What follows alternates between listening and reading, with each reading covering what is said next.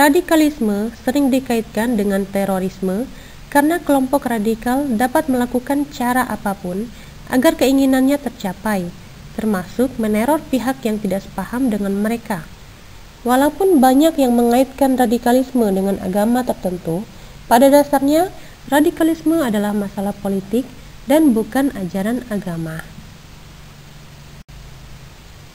Inti dari tindakan radikalisme adalah sikap dan tindakan seseorang atau kelompok tertentu yang menggunakan cara-cara kekerasan dalam mengusung perubahan yang diinginkan. Kelompok radikal umumnya menginginkan perubahan tersebut dalam tempo singkat dan secara drastis, serta bertentangan dengan sistem sosial yang berlaku. Ciri-ciri radikalisme. Radikalisme sangat mudah kita kenali. Hal tersebut karena memang pada umumnya penganut ideologi ini ingin dikenal atau terkenal dan ingin mendapat dukungan lebih banyak orang. Itulah sebabnya radikalisme selalu menggunakan cara-cara yang ekstrim.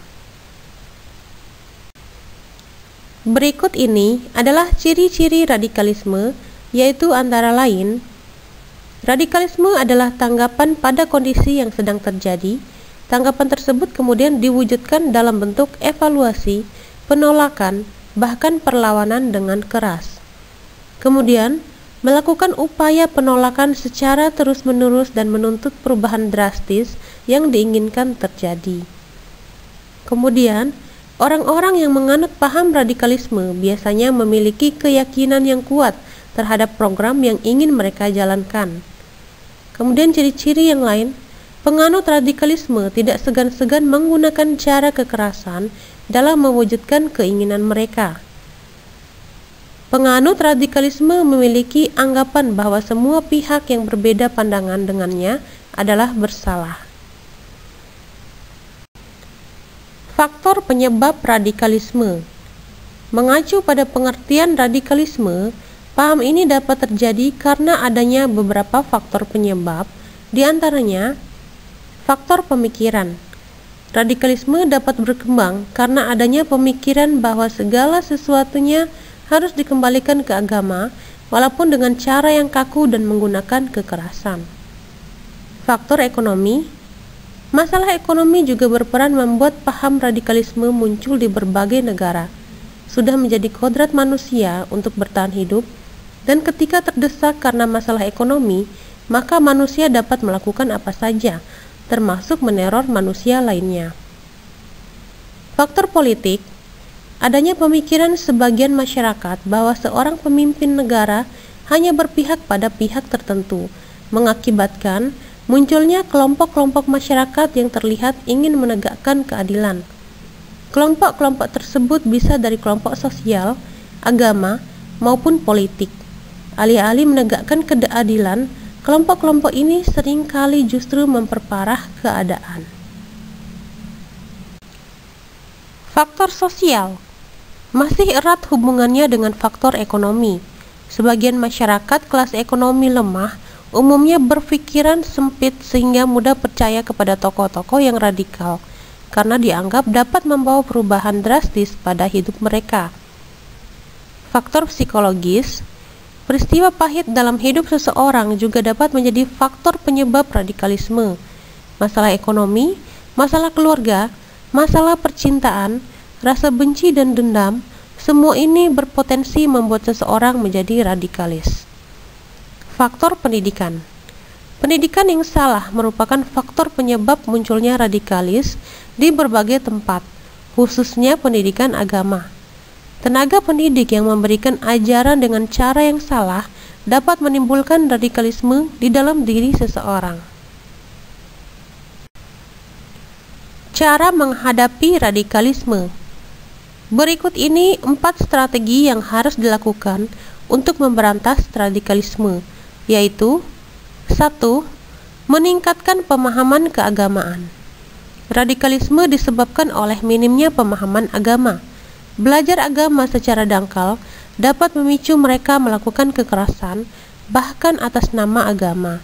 Tindakan terorisme belakangan ini dilakukan dengan cara bunuh diri, misalnya bom bunuh diri, sebab Islam justru melarang tindakan bunuh diri, sehingga tindakan terorisme dalam bentuk apapun sangat bertentangan dengan ajaran Islam. Tindakan terorisme mengatasnamakan Islam sering mengaitkan perbuatannya dengan jihad, padahal mereka sebenarnya tidak tahu makna jihad sesungguhnya. Untuk itu, kita harus belajar agama pada yang ahlinya, yang tahu betul apa arti jihad sesungguhnya.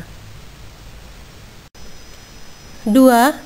Membentuk komunitas-komunitas damai di lingkungan sekitar. Pemuda bisa menjadi pionir dalam pembentukan komunitas cinta damai di lingkungannya. Komunitas-komunitas tersebutlah yang melakukan sosialisasi ke masyarakat maupun ke sekolah-sekolah akan bahaya paham radikalisme. Selain itu, komunitas-komunitas ini juga ikut aktif dalam pengawasan, sehingga jika dalam lingkungannya terdapat hal-hal yang mencurigakan terkait penyebaran virus radikalisme, segera melaporkannya ke pihak yang memiliki wewenang seperti tokoh masyarakat dan tokoh agama. 3. Menyebarkan virus damai di dunia maya. Hasil penelitian terbaru mencatat pengguna internet di Indonesia yang berasal dari kalangan anak-anak dan remaja diprediksi mencapai 30 juta. Mereka ini menggunakan internet hanya untuk mencari informasi, untuk terhubung dengan teman, dan untuk hiburan. Hal inilah yang menjadi celah bagi para penyebar paham radikalisme untuk menyebarkan pahamnya di dunia maya. Oleh karena itu, dibutuhkan aksi dari pemuda sebagai pengguna internet terbanyak di Indonesia untuk menangkal informasi-informasi yang menyesatkan dengan mengunggah konten damai di sosial media seperti tulisan, komik, dan meme. Sehingga konten-konten damai yang bertebaran di dunia maya dapat mengalahkan konten-konten radikal yang disebarkan oleh kelompok-kelompok radikal. 4. Menjaga persatuan dan kesatuan. Generasi muda adalah generasi penerus bangsa yang mempunyai kemampuan, kepintaran, keberanian, dan mempunyai tekad yang kuat untuk melindungi bangsa Indonesia yang mereka cintai. Generasi muda adalah warga negara yang menjadi unsur penting dalam suatu negara. Menunjukkan sikap bela negara pada generasi muda saat ini dapat dilakukan dengan menampilkan perilaku-perilaku positif yang sesuai dengan Pancasila dan Undang-Undang Dasar 1945 dengan menjunjung tinggi persatuan dan kesatuan bangsa yang bertujuan untuk melawan segala macam paham kebencian dan kekerasan yang ingin merusak keutuhan NKRI. 5. Menghindari dan memberantas hoaks. Membiasakan diri untuk menjaga diri dari berita hoaks, terutama yang beredar melalui media sosial. Oleh karena itu, agar selalu melakukan konfirmasi kebenaran atas suatu berita, tidak mudah diprovokasi, dan tidak membagikan berita yang belum teruji sumber dan kebenarannya.